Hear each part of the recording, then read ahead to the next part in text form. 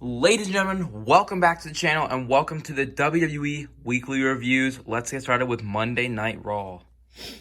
Starting over here, we had Braun Strowman, who finally came back to Monday Night Raw, and he was getting mad at Adam Pearce for him not being in the Elimination Chamber match this Sunday. Adam Pearce told him that the only reason Braun Strowman's not in it is because it's a match for only former world champions. And Braun Strowman is not a former WWE World Heavyweight Champion. He's a former Universal Champion, but technically he's not a WWE Champion, so that's why he's not in the matchup.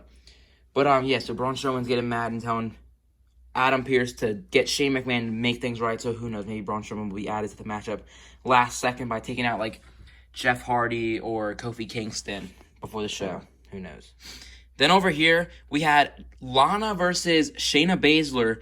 And at the end, Naomi was cheering on Lana until Nia Jax came over, started beating Naomi up. And right when Naomi was going to get smashed onto the stairs by Nia Jax, Naomi turned around and shoved Nia Jax into the steel post in the steps. And then Naomi took out Nia Jax. But then Naomi got taken out by Shayna Baszler. And then Shayna Baszler beat Lana. So that's why Naomi and Nia Jax are both laying right here. And then over here, we had R-Truth, who was backstage after Bad Bunny and Damian Priest were getting interviewed. R-Truth lost the 24/7 championship to Akira Tozawa, and then Damian Priest beat up Akira Tozawa, and then Bad Bunny pinned Akira Tozawa to win the 24/7 championship. So Bad Bunny is the new 24/7 champion. Then over here, we had Charlotte Flair and the Raw Women's Champion, Asuka, versus Peyton Royce and Lacey Evans in a tag team match. And Lacey Evans didn't fight at all. It was just Peyton Royce. And then at the end, the reason Lacey Evans didn't fight was revealed. She said she is pregnant. And in storyline, she's pregnant with Ric Flair.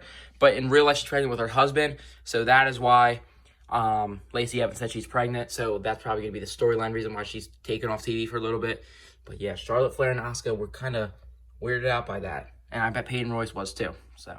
All right, well, you saw who fell in the last clip, so might as well do him now. We got Kofi Kingston, who, at the start of the show, Miz was sitting in the ring, and he said he was going to win the Elimination Chamber match until Drew McIntyre came out, and he told Miz to not interrupt him or he'll pay the price.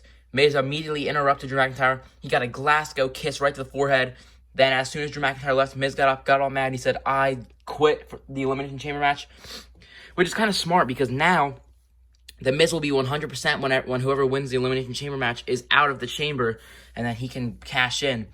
And basically, Kofi Kingston said, how about I'm in the chamber match? So that's how we got Kofi Kingston versus The Miz. And if Kofi won, he would be added to the chamber. And if The Miz won, John Morrison would be added to the chamber. And speaking of John Morrison, John Morrison wasn't there because he was reportedly with one of the best directors in LA or something like that, making a diss track on Bad Bunny.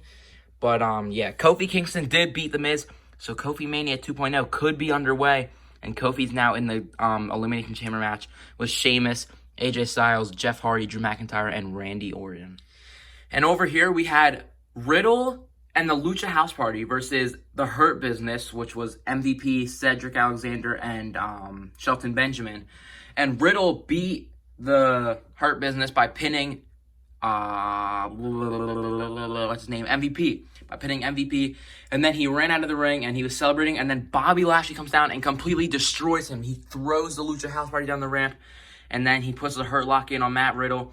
And Keith Lee, who's in a triple threat match for the title this Sunday, wasn't even on the show. So that makes me think he might not win. But I think we might get a new champion. And I think Riddle might be the new champion. But I really want Keith Lee to win. I like Bobby Lashley and Riddle, but I like Keith Lee the most. So I think Keith Lee should win the title, but who knows? But yeah, Bobby Lashley's looking pretty strong heading into the triple threat match this Sunday at Elimination Chamber for the United States Championship. Over here, we had Alexa Bliss in the Firefly Funhouse, which we have not seen since December, where she was basically in this pentagram thing, and she was basically kind of doing a ritual, and it looked like she was summoning the Fiend back, as she said, in the future, he will be reborn. And she did that after Randy Orton cut a promo. She kind of interrupted his promo with her own, and it was really creepy. But, so the Fiend is probably going to come back soon. Maybe he'll cost Randy Orton the Elimination Chamber. He could do some type of Undertaker thing.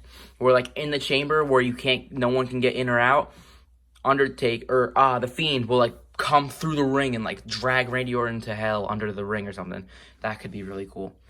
And then maybe The Fiend and Randy Orton could fight at WrestleMania. Who knows? But yeah, Alexa Bliss doing some weird crap. And then for the main event, it was a 6-man gauntlet match, and the winner went into the chamber last. It started off with Kofi Kingston and AJ Styles. AJ Styles did pick up the win. Then it was Drew McIntyre versus AJ Styles. Drew McIntyre picked up the win. And then it was Jeff Hardy versus Drew McIntyre. Drew McIntyre picked up the win. Then it was Drew McIntyre versus Randy Orton, where Randy Orton was on the outside until Alexa Bliss started laughing like a million times on the monitors all around the ring, which got Randy Orton like all confused, and he was waiting for Alexa to come out so he could RKO her. But he didn't realize the referee was still counting, so he got counted out. So he was eliminated, and then it came down to Drew McIntyre and Sheamus. And Drew McIntyre had been in the gauntlet match for a while now, so Sheamus kind of just easily won. Bro kicked him, and Sheamus enters the gauntlet last. And this might be what we see come Sunday. A new WWE champion, and his name is Sheamus. That is going to be it for the video. I hope you guys enjoyed. Make sure you hit the like button and subscribe. Turn on the post notifications, and I will see you guys in the next video. Peace. Actually, I'll see you guys on Friday Night SmackDown. My bad. Peace. All right, and now welcome to Friday Night SmackDown. Let's get into it. Starting off over here, we had Bayley, who brought back the Ding Dong Hello TV show that she had a couple weeks ago with Bianca Belair. She brought that back, and her guests were the Women's Tag Team Champions, Nia Jax and Shayna Baszler. And at first they were talking about how no hard feelings, how Nia Jax and Shayna Baszler were the ones who beat Bayley to win the Tag Team Championships. And Bayley said, no hard feelings because that opened my eyes to drop Sasha Banks. And then Nia Jax said, Sasha Banks is the best thing that you dropped because she sucks. That's what she said. And then Shayna Baszler and Sasha Banks. Shayna Baszler was saying that Bianca Belair is even worse. And then that's when Sasha Banks and Bianca Belair come out and challenge them. And then Reginald comes out and challenges them to a 6-person tag team match. 6-person, not 6-man, not 6-woman. Because it was Sasha Banks, Bianca Belair, and Reginald versus Nia Jax, Shayna Baszler, and Bayley. Bayley wasn't even in a wrestling attire. She was in like a game show host attire. So yeah, she wasn't even ready for the match. But she did fight, and Sasha Banks and Bianca Belair picked up the win, as well as Reginald. And then Sasha Banks and Bianca Belair are going to face Nia Jax and Shayna Baszler at Elimination Chamber for the Tag Team Championships. So that's cool. Then over here, we had Apollo Crews versus Shinsuke Nakamura. And Shinsuke Nakamura pinned Apollo Crews, and then Apollo Crews attacked him, turned heel, and then attacked Big E and took these steel steps and held him up above him and dropped him all over the ring onto Big E. Now, obviously, he didn't actually drop them onto Big E because that could kill him, but kayfabe-wise, he dropped them on that side so you couldn't see Big E. It's supposed to look like he dropped the steel steps onto Big E, and Apollo Crews is now a heel, and he's looking for the Intercontinental Championship. So maybe this match will happen at Elimination Chamber or even WrestleMania. Who knows?